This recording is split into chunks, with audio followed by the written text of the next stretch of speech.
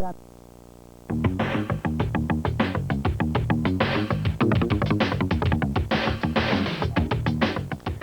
Bon, rien.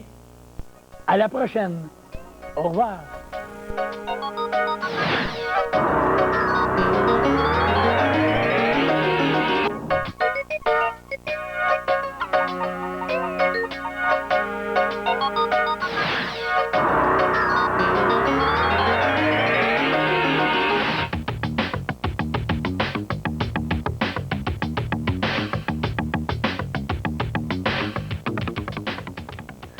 Bien, bonjour mes chers amis, et nous nous retrouvons aujourd'hui pour notre nouveau cours, la grammaire expliquée, et c'est notre 8e leçon. Notre 8e leçon de français où nous approfondissons les bases de notre langue française, les bases de la grammaire, les notions les plus importantes. Et je veux rappeler tout de suite, avant de débuter, qu'il nous faut tout d'abord bien comprendre avant d'apprendre et d'appliquer la théorie. Comprenons bien la théorie que nous exposerons, étudions-la ensuite, apprenons-la et appliquons-la. En trois pas bien précis. Comprendre, apprendre, appliquer. Mais comme je demande très peu de connaissances à acquérir, je me dis ceci, apprendre la matière, c'est très peu compliqué parce que vous allez remarquer aujourd'hui, dans les quelques instants du tout début de notre leçon, nous allons faire un vrai tour d'horizon de ce que nous avons vu jusqu'à date. Et nous allons le faire en nous rappelant simplement les quelques points de base qu'il nous faut retenir. Nous développerons notre mémoire avec les quelques points de base que je vais vous préciser dans un instant. Mais avant même de commencer, il nous faut nous rappeler que nous avons travaillé sur les 8 principales natures de mots. Et les 8 principales natures de mots, nous avons toujours à nous poser la question, tu es un petit qui, toi? Alors, si je vous demande, tu es un petit qui? Et vous me répondez, bien entendu, moi, je m'appelle Pierre. Moi, je m'appelle Normand. Moi, je m'appelle Jean-Guy. Alors, c'est très bien, je vous reconnais, parce que je vous ai déjà connu. C'est la même chose en ce qui a trait à notre nature de mots, le déterminant qui détermine un nom. Ensuite, nous avons, et je vais vous le placer ici, avec le déterminant qui détermine le nom. Vous avez ensuite le nom qui désigne soit une personne, un animal ou une chose. Encore, nous avons également, l'adjectif qualificatif. L'adjectif qualificatif donne sa qualité au nom. Donc, nous avons 3 mots. Le déterminant, celui qui détermine le nom, il sera soit article, soit adjectif, démonstratif, possessif, numéral, indéfini, interrogatif ou exclamatif. Alors, quand nous l'aurons devant le nom, nous dirons, c'est un adjectif qui donne une qualité au nom, tout simplement. L'adjectif qualificatif, lui, il donnera sa qualité au nom. Le déterminant déterminera le nom. Les 6 que je viens de vous nommer détermineront le nom, en disant soit qu'il montre, des mots démonstratifs, soit qu'il indique le possesseur, adjectif possessif. Adjectif numéral, si je vous dis qu'il y en a 3 livres. Donc, les 3 livres, 3 est un adjectif numéral qui indique le nombre d'objets. Et ensuite, l'adjectif indéfini, quand il y en aura quelques livres. Quelques déterminera plus ou moins le nombre de livres. L'adjectif interrogatif, qu'est-ce qu'on fera? On interrogera. Nous poserons la question et nous demanderons, quel livre veux-tu utiliser? Est-ce que tu veux utiliser le dictionnaire des difficultés ou bien le vrai dictionnaire qui nous donne la signification des mots? Alors, quel livre Je vous pose la question, donc c'est un adjectif interrogatif. Et le dernier, mais quand je m'exclame, moi, et que j'arrive devant un paysage, et que je dis, quel beau paysage j'ai aperçu ce matin. Quel beau paysage. Le mot paysage est un nom. Et le mot quel, en m'exclamant, c'est un adjectif exclamatif. Alors vous voyez tout de suite ces trois groupes de mots, déterminant, article ou adjectif, le nom et l'adjectif qualificatif forment ce que nous appelons le groupe nominal. Mais vous allez peut-être me dire actuellement, écoute Marcel, tu nous as expliqué ça dans les 7 premières leçons. Je vous comprends très très bien. Mais si vous me permettez, c'est que je veux revenir pour faire cette petite synthèse et parler également des pronoms et parler peut-être en ce qui a trait au nom composé et l'adjectif composé. Rappelez quand même ces quelques points-là pour ceux qui n'ont pas eu l'avantage de prendre l'émission au tout début. Et je sais très bien que l'an dernier, on m'a dit à plusieurs reprises, Marcel, je viens juste de prendre ton émission et on est rendu à la 15e émission. Et les 14 premières, est-ce que je peux les avoir? C'est malheureux. Quand on n'a pas commencé au début, les bases de la langue française, de la grammaire française, peuvent être légèrement instables. Et ce qu'il faut, c'est peut-être d'aviser rapidement tous vos amis, vos parents, tous ceux qui sont intéressés à suivre le cours, de ne pas attendre à la 12e et à la 15e. Il y en aura 40.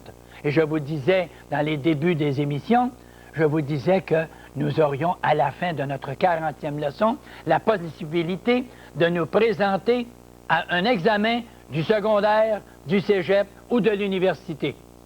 Alors, actuellement, nous avons passé les 3 principales natures de mots. Nous avons également entrepris le pronom. Et nous avions dit que le pronom, c'était un mot qui remplaçait un nom, d'une façon très générale. Alors, règle générale, quand nous employons le pronom, c'est que nous remplaçons le nom. Et nous avons, par exemple, un pronom qu'on va appeler le pronom personnel. Nous appellerons le pronom démonstratif, des pronoms possessifs, pronom indéfini, pronom interrogatif et pronom relatif. Donc, il y a juste 6 mots à retenir. Les autres, tous les pronoms, nous les reconnaîtrons à mesure que nous avancerons dans nos explications et dans notre compréhension de notre langue française. Alors, quoi de mieux que de retourner à mon tableau? Mon tableau, ça, c'est mon instrument qui est celui qui me permet de comprendre en appliquant notre théorie. Mais n'oubliez pas qu'à chaque fois que nous revenons sur la matière déjà enseignée, nous approfondissons la matière. Qu'est-ce que nous faisons? Regardez bien ici, nous entrons le clou.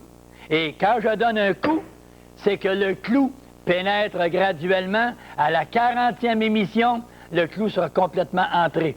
Ça signifie quoi?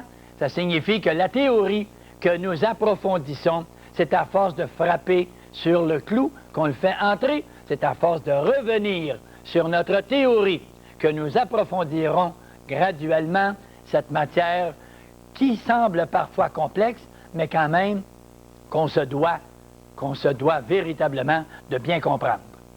Alors, nous commençons, nous y allons immédiatement et nous passons tout de suite à notre révision du pronom. Mais comme je viens de vous le dire tout juste avant, je vous avais dit que je toucherais en quelques instants, le nom composé.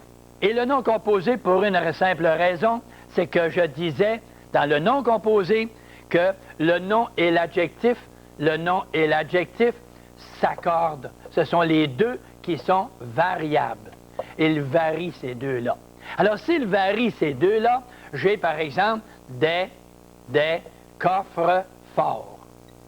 Et des coffres, ça c'est un objet. Et des coffres forts, F-O-R-T-S, c'est l'adjectif fort. Donc, j'ai un nom et j'ai un adjectif. Les deux sont variables, ils s'accordent, tout simplement. Si maintenant, j'élimine celui-ci et je dis, par exemple, quand on rencontre le nom et la préposition avec un autre nom, comme ceci. Par exemple, des arcs en ciel. Des arcs-en-ciel, qu'est-ce que j'ai dans ça? Un nom, un autre nom, mais j'ai une préposition. Si j'ai la préposition, on arrête là pour l'accord. On n'accorde plus le reste. On va accorder le mot arc, le nom qui est ici, et ça veut dire des arcs qui sont produits dans le ciel. Donc, les arcs qui sont produits dans le ciel fait que le mot ciel reste au singulier, dans le ciel.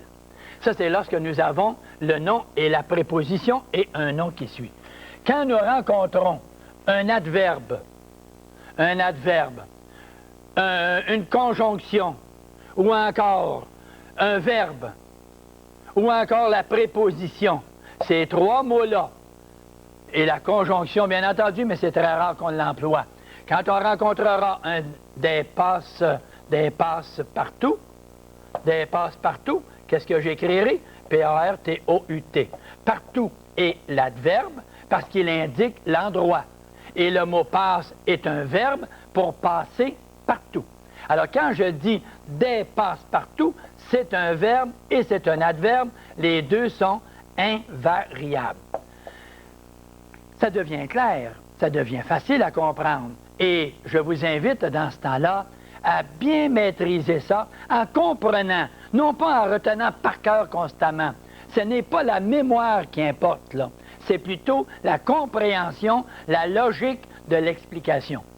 Il y aura des cas particuliers, je vous comprends, où dans la langue française, on aura des ambiguïtés, des difficultés à comprendre. Mais dans l'ensemble, dans 95% des cas, le français est quelque chose de logique. De logique, le bon sens. Alors, le bon sens et la logique. Alors, 95% des cas. Il y a des petits cas particuliers, des exceptions, et je vous comprends. Lorsque vous arrivez à vos exceptions, je sais qu'à ce moment-là, vous vous dites, tiens, encore une autre exception. Encore une autre exception qui va me compliquer la vie, qui va me donner de la misère à écrire correctement. Je vous comprends. Je vous comprends. Je vous dis même qu'il y a beaucoup d'individus qui décrochent dans les écoles secondaires à 35%. On le disait encore il y a quelque temps dans les journaux, 35% d'échecs. Des élèves qui décrochent partant du primaire, du secondaire 1, aller au secondaire 5, on ne se rend pas aux examens de secondaire 5. La raison, dans bien des cas, on ne comprend pas nos mathématiques, on ne comprend pas notre physique et notre chimie, parce que les problèmes de physique et de chimie ne sont pas compris dans la langue française. On ne comprend pas la phrase où on pose la question dans l'exposé de la physique ou de la chimie, ou encore dans les mathématiques. Alors, quand on ne sait pas exactement ce qu'on demande dans le problème, l'individu accroche dans ses matières de sciences, ou encore de mathématiques, ou encore de français. Et pour quelle raison? Parce que son français n'est pas maîtrisé. Et quand on retrouve l'individu à son français qu'il ne réussit pas à maîtriser, c'est que trop souvent, nous insistons dans les écoles, nous insistons trop à quoi? À toutes ces exceptions. Toutes les exceptions que nous rencontrons, là. On insiste sur les exceptions et il faut apprendre les exceptions. De grâce, éliminons donc les exceptions et voyons donc le 85 à 90% ou 80-85% de tout l'ensemble de la grammaire française et on maîtrisera cet ensemble de 85%. Vous ne trouvez pas ça logique, vous autres? Moi, je trouve que c'est très logique, ça. C'est très logique. Et quand on aura maîtrisé notre 85%, nous irons voir les exceptions. Et on ne découragera pas l'individu. On ne découragera pas nos jeunes à passer notre temps à leur flanquer des exceptions. Et je vous le dis, et c'est un petit peu un sursaut d'humeur qui me le fait dire aujourd'hui.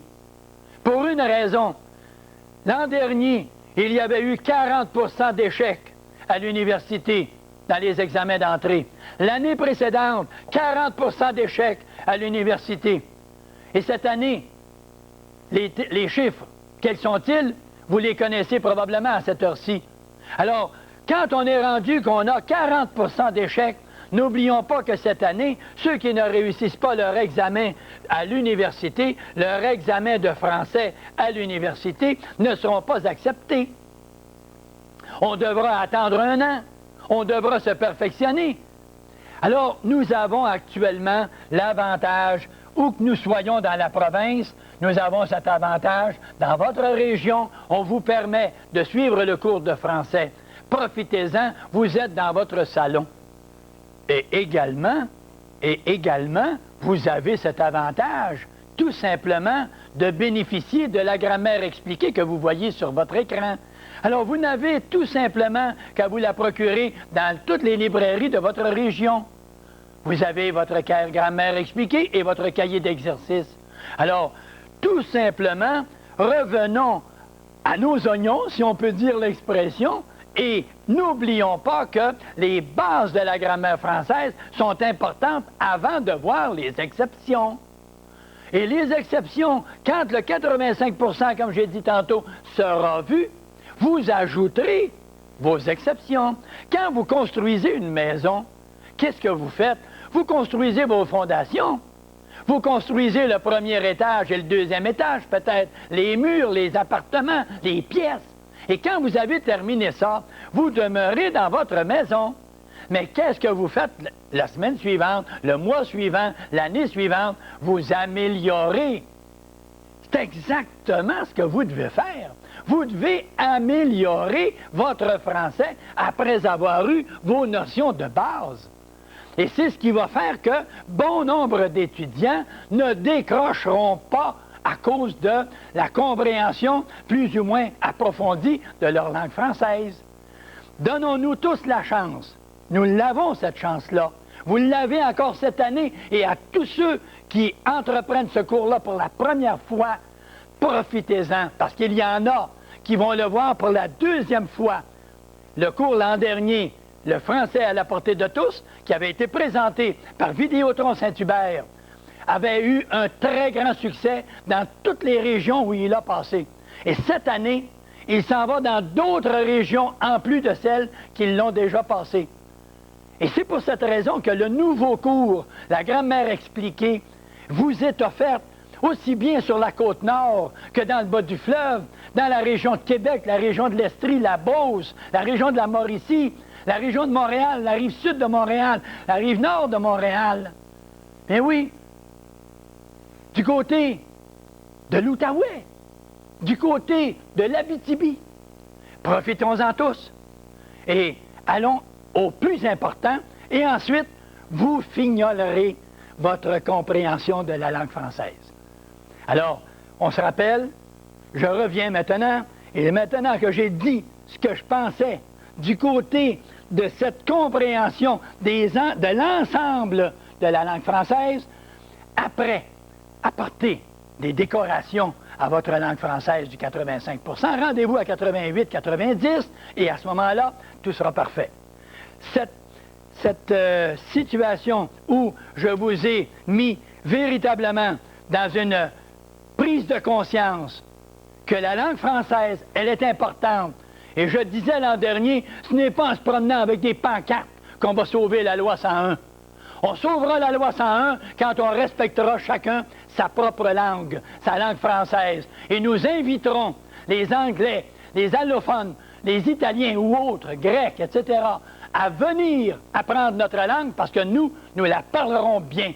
Nous l'exprimerons avec beaucoup de clarté, beaucoup de simplicité, et nous la prononcerons bien, notre langue. Alors c'est dans ce sens-là que je vous dis, mettons-y le cœur. J'y mets du cœur, moi. Mais je veux que vous tous, qui m'écoutez présentement, dans votre salon, utiliser les exercices de la grammaire expliquée. La grammaire expliquée que je vous expose. Alors, allons-y maintenant avec beaucoup de facilité pour finir notre révision et entreprendre la partie des pronoms que nous avions déjà commencé dans la dernière émission. Alors, on se rappelle que les adjectifs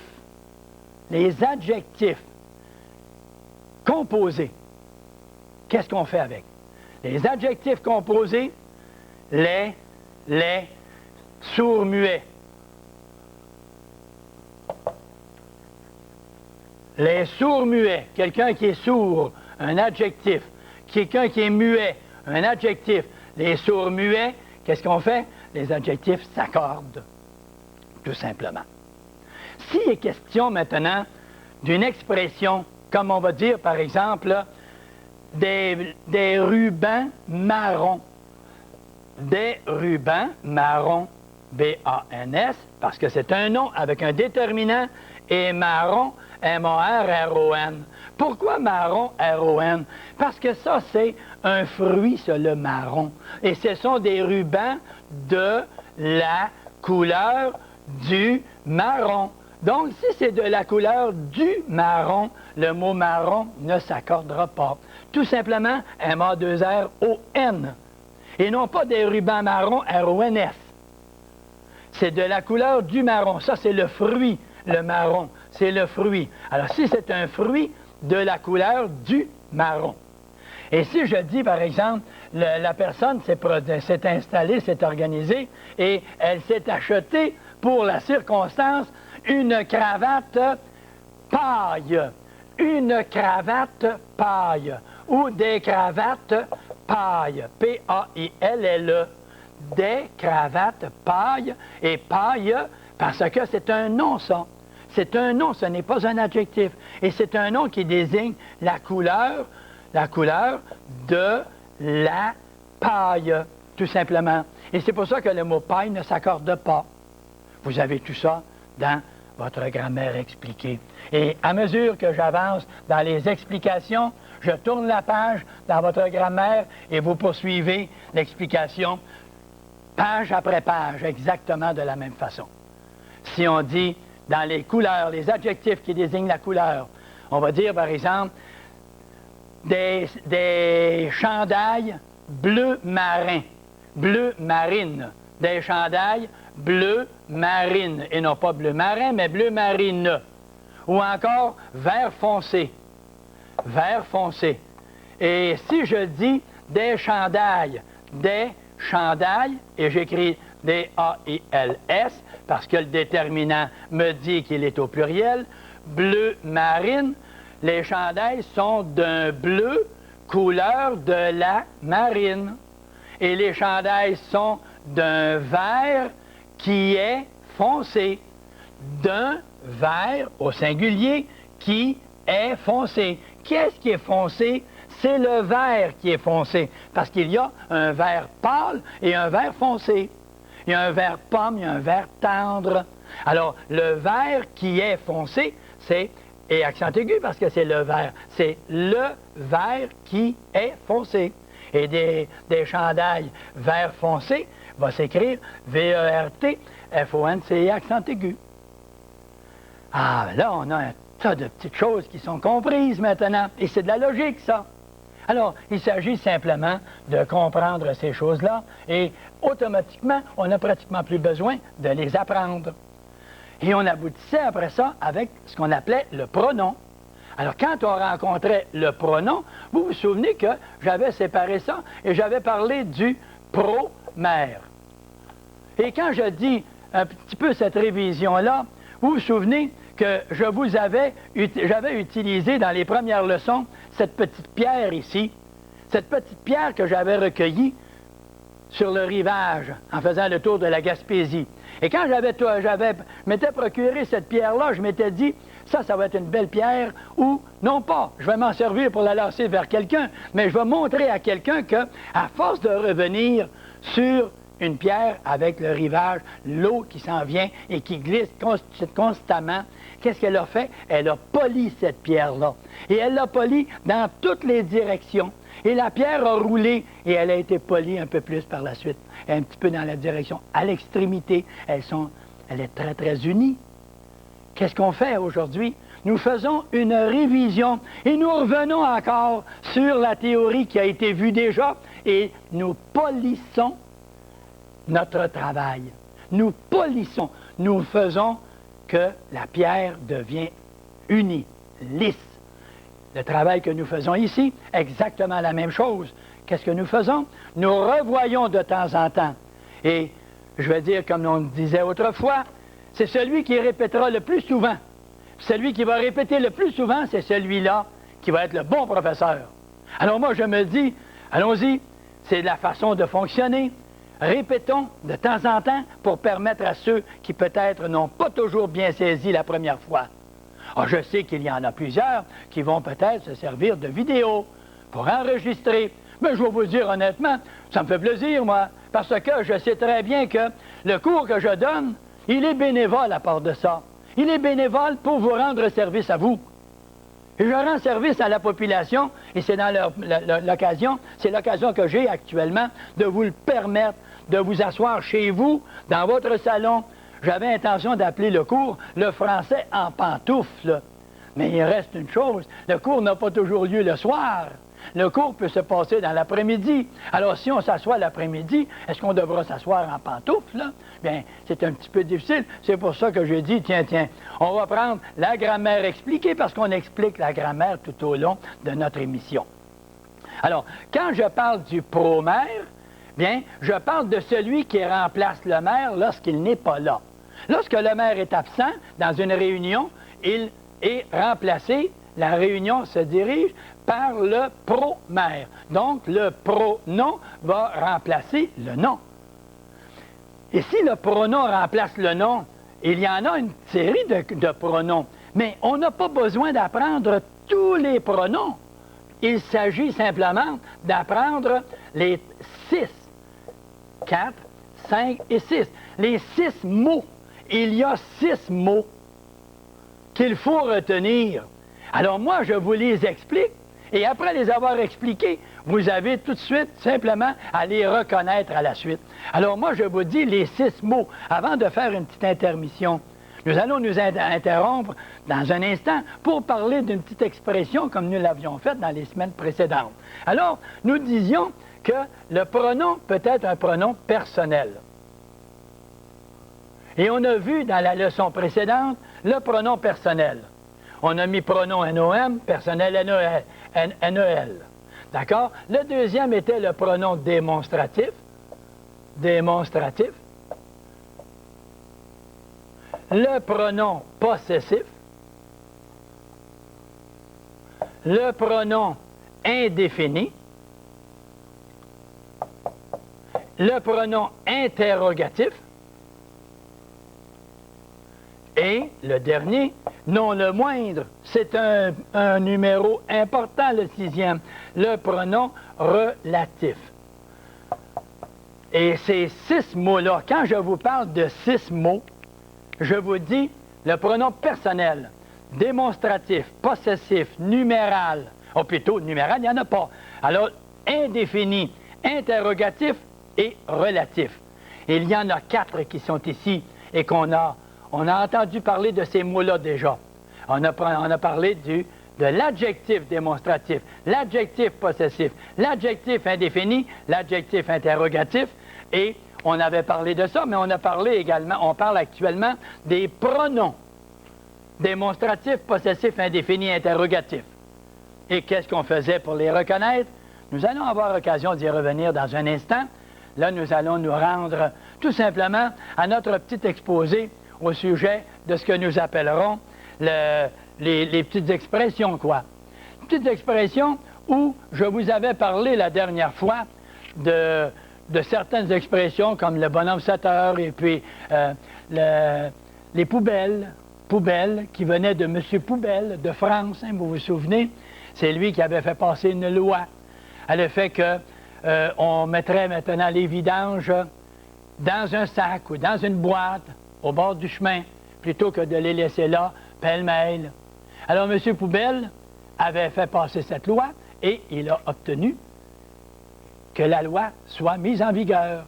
Et après ça, quand on s'est mis à utiliser les sacs ou les poubelles, on a appelé ça des poubelles parce qu'elles venaient de M. Poubelle, tout simplement. Vous savez également que Christophe Colomb, lorsqu'il a quitté l'Espagne en 1492, il était parti pour aller faire une randonnée pour aller chercher des épices. Et c'était les épices, ils étaient plusieurs, la route des épices, et il s'en allait vers une direction dans le but d'aller se procurer des épices. Et c'était dans ce temps-là quelque chose de précieux, d'important. Et Christophe Colomb s'est rendu, non pas en Inde, mais il s'est retrouvé ici en Amérique. Or, les gens qui se sont procurés, les gens qui vendaient et qui vendaient des épices, ont ouvert des petites boutiques qu'ils ont appelées des épiceries. C'est une épicerie, c'est des endroits où on vendait des épices. Mais petit à petit, un peu comme dans les pharmacies, on vend des marteaux, on vend n'importe quoi. Un marteau pour se casser la tête, après ça, on a une pilule pour guérir notre mal de tête. Bon, alors, je dis ceci, on avait des épices, on vendait des épices, on appelait ça des épiceries. Petit à petit, on a entré autre chose que des épices. Et on a dit, bien, avec des épices, quand les gens viennent chercher des épices, on va leur ajouter également de la nourriture. On va apporter du pain aussi, on va mettre du pain. On va mettre du lait aussi. Et on va ajouter, on va ajouter, on va ajouter. Et on s'est retrouvé qu'aujourd'hui, nous appelons les endroits où nous allons chercher notre nourriture des épiceries. Une épicerie, c'est un endroit où on est censé vendre des épices, mais on vend presque tout, excepté les épices qu'on cherche habituellement quand on veut trouver le petit stand, là, le petit support pour contenir les petits pots d'épices. Hein? On les cherche tous et on demande aux vendeurs, est-ce que vous pourriez nous dire à quelle place sont les épices? Oui, on cherche les épices. Et c'est une épicerie pourtant. Alors vous comprenez, tout change avec le temps. Avec les années, on modifie notre mode de faire, notre mode de penser, et c'est un petit peu ce qui s'est produit. Avec Christophe Colomb qui est allé sur la route des épices, et il s'est retrouvé ici en Amérique du Nord, et les épiceries sont devenues non plus simplement des ventes d'épices, mais par exemple des ventes de toute la nourriture, la viande, etc. Nous retrouvons ça. Et c'est pour dire qu'on a changé le terme et on accepte très, très facilement maintenant ce terme-là. Alors, c'est un petit peu l'information, le petit mot français qu'on expose. Et la prochaine fois, nous verrons peut-être un autre mot. On parlera des petits Jeeps la semaine prochaine. On parlera du Jeep. On se demande exactement d'où vient le mot Jeep. Vous savez, quand on dit on s'en va en petit Jeep, hein? Alors, on verra ça la semaine prochaine. Et ça nous permet de revenir tout de suite à notre matière, parce que la grammaire expliquée, il faut l'expliquer. Donc, s'il faut l'expliquer, alors je me permets immédiatement de vous apporter toutes ces considérations-là. Alors, on avait dit à propos du pronom, et on passe maintenant à certains points. Ce que vous voyez habituellement à votre écran, quand on vous le présente, j'ai fait agrandir la page de la grammaire expliquée. Et ce que vous avez là, c'est exactement ce que vous retrouvez dans votre grammaire expliquée. Et vous avez le pronom personnel. Et quand on parle de pronom personnel, nous disons tout simplement que le pronom personnel s'appelle ainsi parce qu'il désigne une personne grammaticale. Et quand on dit une personne grammaticale, c'est dans le sens de la grammaire.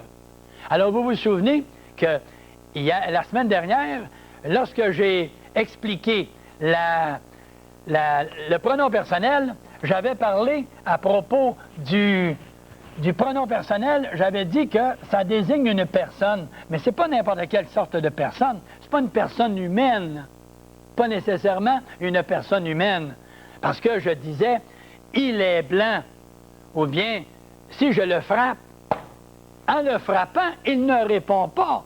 Il ne se choque pas, il ne s'offusque pas de l'avoir frappé. Si quelqu'un m'arrivait et me disait « Marcel, tiens, tu mérites ça », et ça me ferait peut-être mal, plus mal que la petite étape que je viens de recevoir. Peut-être de la manière qu'elle m'aurait été transmise. Mais quand je dis « il est blanc », « il n'est pas gentil », puis quand je fais ça, ce n'est pas une personne grammaticale. C'est quoi? C'est une personne dans le sens de la grammaire. C'est une personne grammaticale dans le sens de la grammaire. Et si c'est dans le sens de la grammaire, bien on va se retrouver avec la première personne, la deuxième et la troisième personne. Et quand je vais parler de la première personne, ce sera qui? Ce sera celle qui parle. C'est exactement comme dans votre livre, là. Celle à qui l'on parle. À qui l'on parle. Et puis celle de qui on parle ou celle dont on parle. Ou la chose dont on parle. C'est peut-être la chose dont on parle. Dont on parle. Parce que si c'est un objet, ça va être une chose. Et invariablement, quand on va se retrouver à accorder notre verbe dans quelque temps, et ça s'en vient vite, maintenant que les pronoms seront passés, nous aborderons automatiquement la catégorie des verbes. Et quand on va parler de la première, de la deuxième et la troisième, invariablement, on arrivera avec le verbe. Et je commence à l'inscrire tout de suite, le verbe, pour vous donner simplement un petit peu l'eau à la bouche. Vous savez, un petit peu l'eau à la bouche, un petit peu comme, par exemple, si je prends une petite gorgée d'eau, vous me permettez de prendre ma petite gorgée d'eau? Merci, madame. Merci, monsieur. Quand je prends une gorgée d'eau comme ça, je viens de me mettre l'eau à la bouche, je me rafraîchis la gorge. En me rafraîchissant la gorge, je vais être en forme pour pouvoir poursuivre mon explication. Il y a des gens qui me disent des fois, « Ah, Marcel, tu es comique, toi, des fois, dans tes explications. Tu t'en vas, puis tu parles d'une simplicité. Comme... » Ben oui, mais écoutez, est-ce qu'on va se mettre maintenant guindé pour pouvoir donner un cours de français? Je m'en viens vous visiter dans votre salon. Bien, je veux être bien à l'aise et je veux que vous soyez, vous aussi, bien à l'aise. Alors, la personne qui parle, c'est le « je », le « me », le « moi », le « nous ». C'est le « je », le « me », le « moi », le « nous ». Et quand je vais dire « il me regarde », « me », c'est qui ça, « me », c'est moi, c'est la personne qui parle, tout simplement. Alors quand je vais dire « je, me, moi, nous », la première personne, « tu, te, toi, vous », c'est la personne à qui je parle. Alors si je vous dis, par exemple, « tu as bien compris l'explication donnée », tu, mais qui ça tu? La personne à qui je parle, et c'est à vous. Tout simplement. Alors, la personne à qui je parle, si je dis « je te regarde dans les yeux », je, c'est la personne qui parle, moi, première personne, je, te, c'est qui ça, te? La personne à qui je parle. Et la personne à qui je parle, c'est toi, te veut dire toi. Je parle à qui? À toi. Et je te parle. Ou on peut dire « je parle à toi ». Donc, te et toi, ce sont les deuxièmes personnes. Alors, tu, et quand on a le tu, deuxième personne, le verbe va toujours prendre un S à ce moment-là. J'ai dit toujours, peut-être quelqu'un va me dire, « Marcel, tu fais une erreur, Marcel. Tu fais une erreur, parce que si je te dis d'écrire « tu peux », qu'est-ce que je vais écrire? « Tu peux, P-E-U-X ». Hein? Je t'ai rencontré, hein, dans le détour, hein? Regarde, tu peux, ce n'est pas toujours un S. Regarde, c'est un X ici. Qu'est-ce que je vous ai dit tantôt? Qu'est-ce que je vous ai dit tantôt? Je vous ai dit tantôt, je touche à 85% de tout l'ensemble. Les cas d'exception, je les signalerai à l'occasion, mais je ne veux pas qu'on en fasse une loi générale. C'est pour cela que on va se compliquer la vie si on entre dans toutes les exceptions. Alors, touchons à l'ensemble de la compréhension de la grammaire. L'autre, la troisième, la personne de qui on parle ou celle dont on parle. Bien, quand je vais dire, par exemple, bien, il m'a donné un pouce en voyageant. Il m'a donné un pouce. Il, qui ça? Il, la personne dont on parle. On parle de quelqu'un. Mais il a fallu pour ça qu'on en parle auparavant. Et on a nommé le nom auparavant. Et après avoir nommé le nom, au lieu de répéter le nom, mon voisin, au lieu de répéter le mot voisin, bien, on va dire « il ». Mais qui c'est? Voisin. Il va remplacer le nom voisin qu'on a utilisé précédemment et on va le remplacer par le pronom. Exactement comme le maire a été remplacé par le pro-maire. C'est la même chose. Exactement comme ça. Alors, les trois personnes du pronom personnel, les trois sortes de pronoms. Première sorte, ici, pronom personnel à la première. Deuxième, le pronom personnel à la deuxième, la personne à qui on parle. Et le troisième, la personne dont on parle. Et on a aussi les mots le, la, les. Le, la, les. Et comme on va parler des verbes très bientôt, nous allons retenir une chose. Et pour quelqu'un, là, il y a un petit effort de mémoire. Là, je vais vous demander un petit effort de mémoire. Le pronom personnel, le, la, les, là, retenez COD. COD. Ça ne veut pas dire code, ça. Ce n'est pas un code, là. Ce n'est pas code nécessairement. Ça, COD, c'est un complément d'objet, parce qu'habituellement, c'est un objet, soit une personne, un animal, une chose, etc. Et direct, ça veut dire qu'on a posé la question de façon directe, en posant la question « qui » ou en posant la question « quoi ». Bon. Quand on va avoir le, la, les, qui va être un pronom personnel, ça veut dire qu'il va, pronom, il va remplacer le nom. Alors, si je remplace le nom, il sera pronom personnel, il sera complément direct. À ce moment-là, le verbe, là, va être influencé. Là, le verbe sera influencé quand il sera un participe passé. Et mes amis, là, je vous envoie tout un tas de mots qui vont servir dans quelque temps. Le verbe, le participe passé. Ah, mais moi, Marcel, c'est là, moi, que j'ai de la misère, moi. Ah, moi, habituellement, je me comprends jamais dans ça. Eh oui, bien, restez avec nous. Revenez à chaque émission. Puis avertissez tous ceux qui ne se comprennent pas, là, de s'installer et puis de venir écouter l'émission. Alors, dites-leur de façon qu'ils n'arrivent pas trop tard. Alors, le, la, les, je vais vous donner un tout petit exemple à propos du le, la, les, qui est pronom personnel.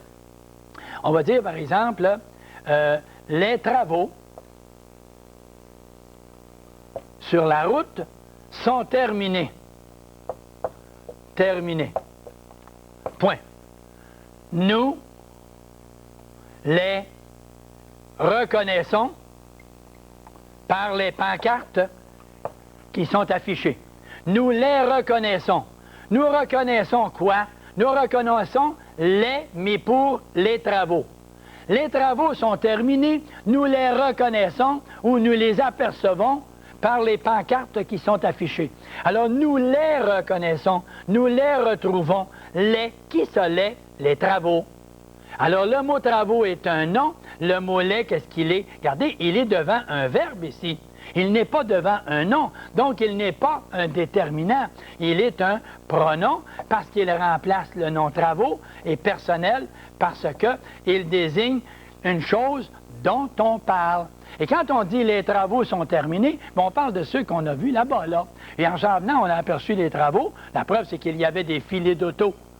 Il y avait des filets d'auto qui ralentissaient pour pouvoir passer à côté de ces travaux-là, des endroits où il y avait de la réfection sur les routes. Alors, qu'est-ce qu'on a? Le mot « les ». Qu'est-ce qu'il veut dire, lui, le mot « les »? Servez-vous simplement de votre bon sens.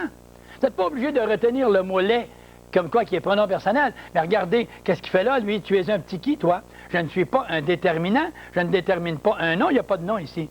Donc, si je ne suis pas un déterminant, je vais être quoi? Est-ce que je suis un nom? Mais non, je ne suis pas un nom, ça, ce n'est pas un nom, le mot « les ». Alors, ce n'est pas un adjectif qui donne une qualité. Est-ce que ce ne serait pas un pronom? Oui. Oui, c'est un pronom. Ah oui, parce qu'il remplace un nom. Mais alors, à ce moment-là, allez voir les 6 sortes de pronoms. Et c'est pour ça que tantôt, je vous disais, ce qui est très important, c'est surtout de reconnaître les 6 mots. 1, 2, 3, 4, 5, 6. Et le premier, c'est pronom personnel. Alors, les pronoms personnels, on va marquer pronom au pluriel maintenant, pour s'habituer. Pronom personnel. Alors, vous avez juste à vous demander, est-ce que c'est un pronom personnel? Il remplace un nom, un tu là. Est-ce qu'on parle de quelque chose? Oui, troisième personne du pluriel. Maintenant, est-ce qu'on parle de quelque chose à la troisième personne? Alors, ici, le mot « les », nous les reconnaissons. Est-ce qu'on va mettre un « s » parce qu'il y a « les » placé devant? Bien, pas du tout. Parce que le verbe « reconnaissons », nous le verrons quand nous parlerons du verbe, là, qu'on a dit tantôt, nous parlerons ici du sujet. Et du sujet qui est à la première personne. C'est lui qui fait l'action de reconnaître. C'est nous qui faisons l'action de reconnaître. Et nous reconnaissons quoi? Nous reconnaissons quoi? Regardez la question que je pose. Regardez la question qui est ici. Nous reconnaissons quoi? Nous reconnaissons les mis pour les travaux. Vous allez me dire, oui, mais nous reconnaissons les travaux. Nous reconnaissons les travaux, mais nous reconnaissons les, le mot les, qui est un pronom personnel qui remplace le mot travaux du masculin pluriel. Alors, nous les reconnaissons, nous et le sujet, reconnaissons, il est le verbe. Et c'est pour ça qu'on écrit reconnaissons ONS. Pas parce qu'il y a les devant, mais parce que nous exige que la terminaison soit ONS. Et c'est comme ça, comme ça. Le pronom personnel. Alors, tous les autres pronoms personnels, on les rencontrera en cours de route. On avait parlé du mot « leur » et du mot « lui ». Je le signale tout de suite parce qu'il est un grave problème.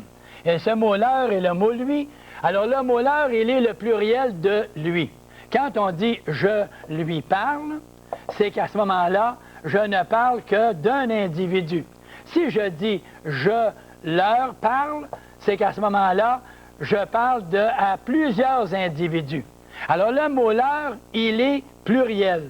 S'il est pluriel, lui, il est singulier. Alors, s'il n'y en a qu'un, ça va être lui. S'ils sont plusieurs, ça va être leur. Et le mot « leur » et le « UR », il est le pluriel. Donc, il ne s'accorde pas. Il est pluriel, tout simplement. Vous allez me dire, mais pourtant, il me semble que j'ai déjà vu, moi, le mot « leur » et le « URS. Moi aussi, je l'ai déjà vu. Vous allez me dire, oui, mais si tu l'as déjà vu, pourquoi tu ne mets pas d'S, là? Je ne mets pas d'S parce que le mot « leur » n'est pas placé devant un nom. Et voyez-vous, il faut reconnaître toujours les noms, puis les adjectifs, puis les verbes, etc. Si je dis, ils ont mis leurs souliers de course. Quand on va dire leurs souliers de course, c'est qu'ils sont plusieurs à ce moment-là. Pas parce qu'il y avait deux souliers. Non, si je ne parle que d'un individu, je vais dire Pauline a mis ses souliers de course. Regardez, Pauline a mis ses souliers parce qu'il n'y a qu'une personne.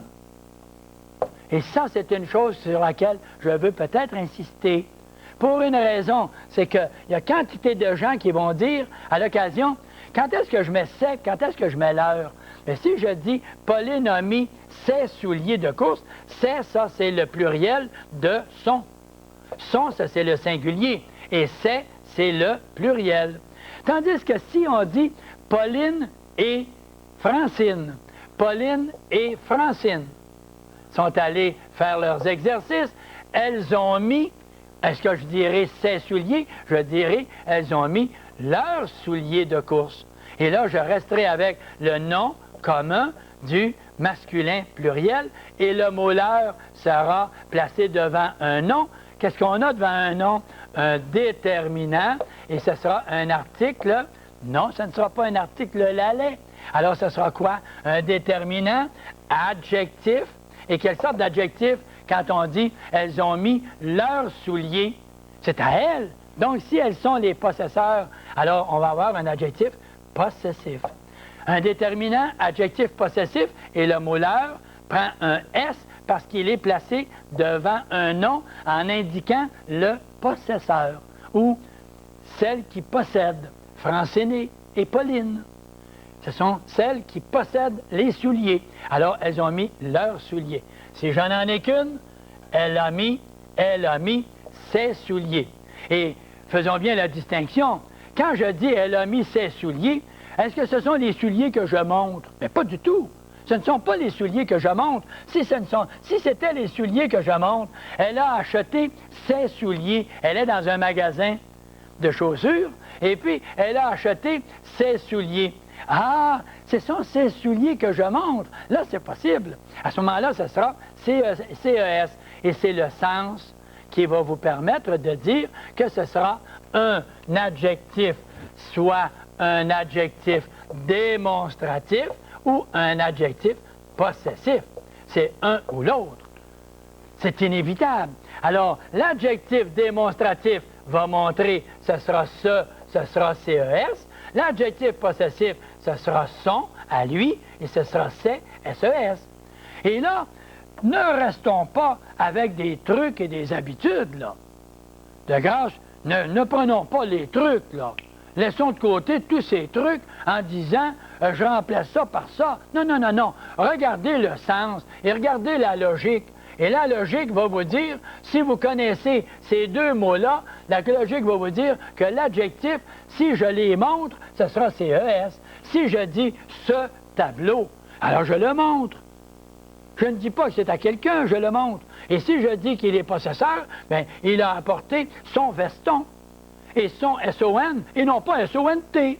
Parce que son, c'est le possesseur. On indique le possesseur, et si c'était au pluriel, il a mis ses souliers de course. SES, à ce moment-là. C'est simplement de la compréhension logique. Et à ça, je dis tout de suite, là, nous allons regarder avec l'adjectif qui est démonstratif et le pronom démonstratif, l'adjectif possessif et le pronom possessif, l'adjectif indéfini et le pronom indéfini. Nous l'avions dit déjà à la fin de l'émission précédente.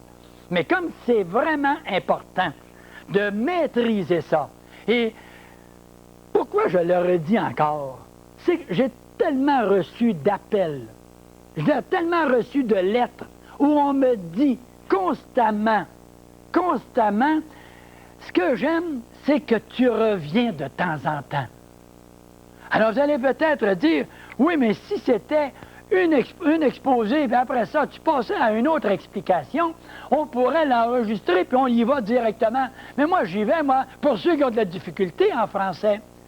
Je donne pas le cours, moi, là, pour vendre des cassettes, il n'est pas question de ça. Moi, ce que je veux, c'est que toute la population du Québec, cette année, puisse maîtriser leur langue française. Et c'est là mon but. Et quand j'aurai atteint ce but-là, je me dirai, chapeau, j'ai fait mon effort. J'ai rendu le service à la population. Alors, quand je regarde mes deux cas, je regarde ici adjectif et pronom.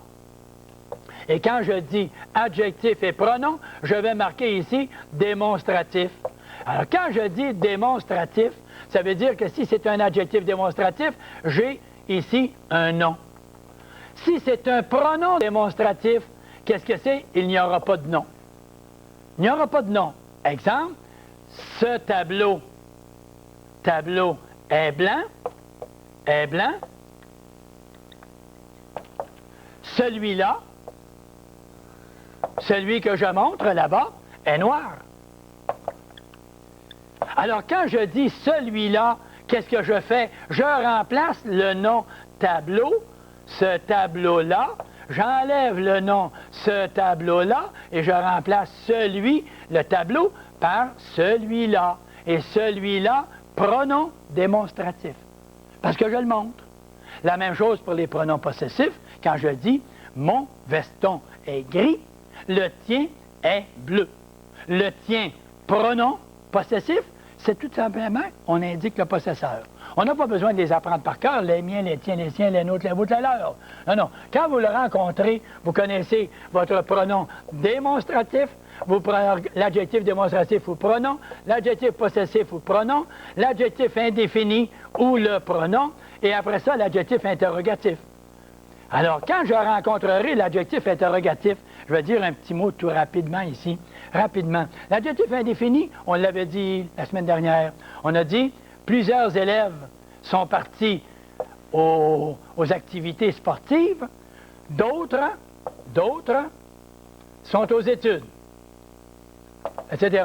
D'autres, qui ça d'autres? D'autres élèves. Donc, s'il remplace le nom élève, d'autres est un pronom indéfini.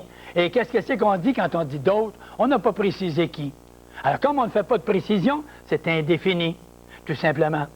Et quand on a tout ça dans la grammaire, c'est très facile de le retrouver. Je viens à pronom interrogatif, tout juste en passant, pour dire que quand je dis « quel âge as-tu », que je disais l'autre jour, « quel âge as-tu », je pose une question, donc j'interroge, donc c'est une interrogation.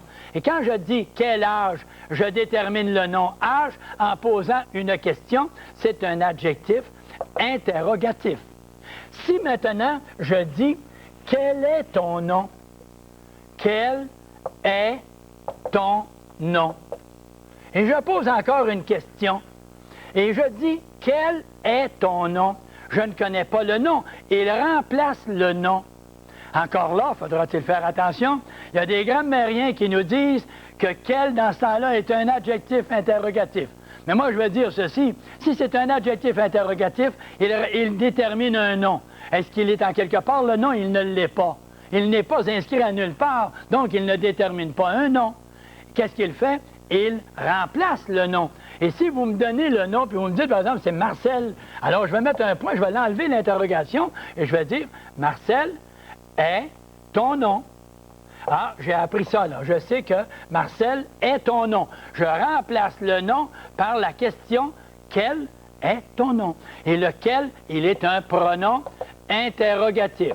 Certains grammairiens se chicanent de ce côté-là, mais je voyais un grammairien ainsi qu'un docteur en lettres en France qui disait que lorsque « quel » est suivi du verbe être, que le mot « quel » peut être pronom interrogatif. Et moi, je me suis inspiré dans ma grammaire de ces deux grammairiens qui sont des docteurs en lettres, à qui je dis merci parce que « quel est » ne détermine pas un nom, mais il remplace bel et bien un nom. Nous aurions également « qui a parlé ». Qui est un pronom interrogatif. Oui, qui est un pronom interrogatif. Pour quelle raison? Parce qu'on pose une question. Qui? Alors, si je le connais, après ça, je vais dire qui? Bien, je vais nommer l'individu en disant tout simplement « Pierre est ton nom ». Et c'est un petit peu sur ça qu'on va terminer notre émission, où on a fait une révision de ce que nous appelons les pronoms. Les pronoms. Maintenant, habituellement, je termine en disant la petite phrase « Qui en sait peu le répète souvent ». Qui en sait peu le répète souvent. Bonjour.